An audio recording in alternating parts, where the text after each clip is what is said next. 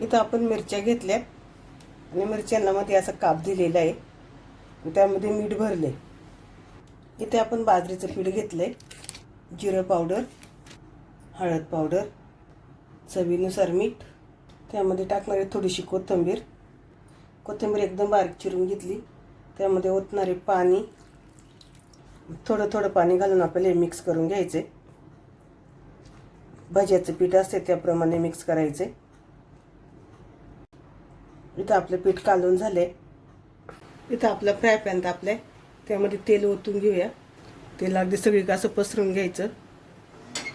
इथं आपलं तेल तापले, गॅस मिडियम केलाय मी. इथं आपण बाजरीचं पीठ कालवलेलं घेतलंय, त्यामध्ये मिरची अशी डीप करायची आणि अशी सोडायची. सगळीकडून पीठ लागलं पाहिजे. बारीक गॅसवर आपल्याला फ्राय करून घ्यायच्यात.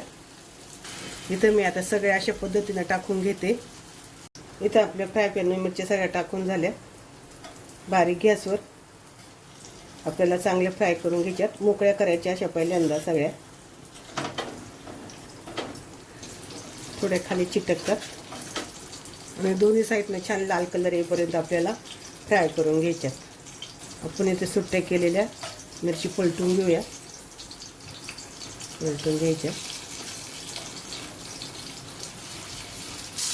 इथं आता आपण दुसऱ्या साईडने पण छान फ्राय करून घेऊया. इथं आपण थोडासा गॅस आता मिडियम केला. अशा लाल करायच्या छान. लाल झाल्या तरी चालतील, पण कच्च्या ठेवायच्या नाही. जेवढ्या लाल होतील तेवढ्या छान खरपूस लागतात खायला. मग जशा तयार होतील तशा काढून घ्यायच्या. आपण काढून घेतली आहे. किती सुंदर झाले बघा. इथं आपलं फ्राय करून तयार आहेत मिरच्या. आपण काढून घेऊया. इथे बघा मिरच्या आपल्या छान फ्राय झाल्या. आता मी अशा सगळ्या फ्राय करून घेते.